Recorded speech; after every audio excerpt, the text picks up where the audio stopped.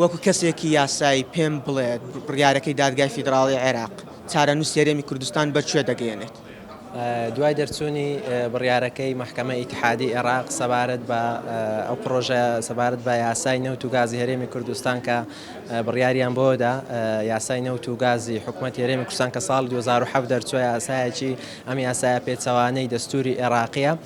وەک خۆمان دەزانین بڕیاری محکمەی ئیتحادی بڕیارێکی باتە و ملزەمە بۆ هەموو دەسەڵاتەکانی عێراقی کە دەبێ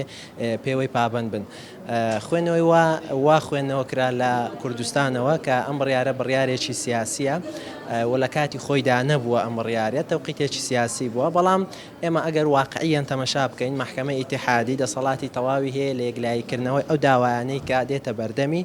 و دەتوانی بڕیاری پێویست بدا بە گوێرەی نەسەکانی دەستور و تەفسیرکردنی دەقەکانی دەستوری و ئەو بڕیارەی داویەتیشی ئێمە ناتوانین بڵێن سیاسیە یان سیاسی نییە، بەڵام سەرنجام بڕیارێکە یعنی واقعیە بڕیارەکە دراوە و دەبێ حکوومەتی هەرێمی کوردستان پابەند بێ بەو بڕیارەوە بە پێچەوانەوە ئەگەر پابەند نەبێ بەو بڕیارەوەی کە لای محکمەی ئیتحاد دەرچووە ئەمە حکوومەتی عێراقی دەستکراوە دەکا بەرامبەر هەر ئەگەرێک بەرامبەر هەر میکانیزمێک یان با بڵێن هەر ڕێگایەک کە بیگرێتە بەر بۆ ئەوەی بتوانێت کۆنتترۆڵی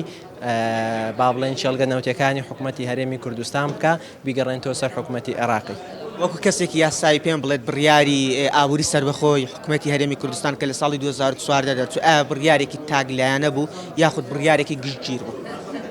ئەو بڕیارەی درا بەڕاستی بڕیارێکی گونجاو نەبوو و لە جێی خۆیدا نەبوو، چکە لەو کاتەوەی کە ئەو بڕیارە دراوە خەڵکی کوردستان خێر و خۆشی لە خۆی نەدیوە. تەمەشا دەکەی لە ئەو پارەی کە دەهات ئەو بودجەی کە بۆ کوردستان تەرخان دەکرا بودجەکە بڕدرا، موچەی فەرمانبەران بڕدرا، یعنی بە کۆی گشتی خراپبووە تاوەکو ئێستاش کە لە ساڵی 2022 ئەو کێشەیە بەردەوامە. بۆیە دەتوانین ئەو بڕیارەی دەتوانین بڵێن ئەو بڕیارەی کە درا بڕیارێکی نەگونجاو بوو، بڕیارێکی خراپ بوو و ئێستا ئەنجامەکانی بەدەردەکەون و هەموو لایەنەکانیش دەبێتە حکومی ئەو مەسئولیەتە بکەن کە لەو کاتە داویانە. سوپاس بەش دەستان.